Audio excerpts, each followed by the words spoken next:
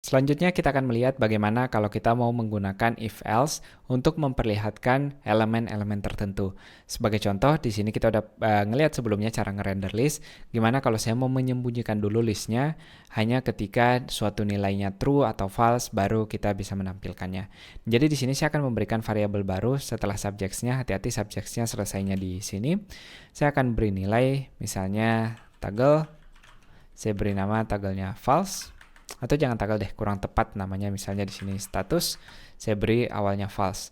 Nah, sekarang saya hanya akan menampilkan dia dengan kata kunci vif, lalu kita masukkan nilai dari booleannya, misalnya di sini status. Nah, berarti di sini kita bilang jika dia benar, maka jika nilai dari statusnya ini true, maka tampilkan yang ada di bawahnya. Sebaliknya, sekarang kalau dia false, maka dia akan terhidden seperti ini. Nah, sekarang teman-teman lihat kalau dia true, dia bisa menampilkan, kalau false, dia akan hilang. Nah, sama seperti di bahasa program, untuk teman-teman yang familiar dengan sebuah bahasa program, kita bisa menampilkan lawan dari if dengan else. Jadi, saya bisa pakai v-else di sini. Misalnya kita bilang, no subject yet, atau belum ada pelajarannya.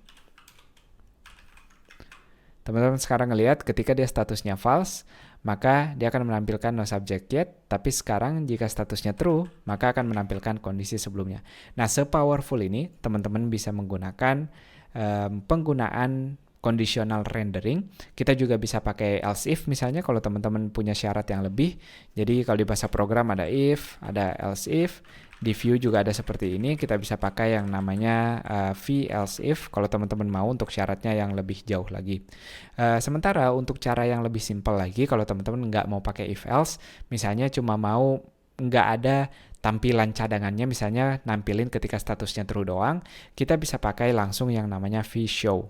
Jadi vshow ini mirip dengan vif statusnya, ketika dia true maka tolong tampilkan, tapi ketika dia false maka show-nya tidak akan menampilkan. Jadi mirip, silahkan saya serahkan ke teman-teman prefer yang mana sekarang untuk menampilkan berdasarkan kondisi statusnya.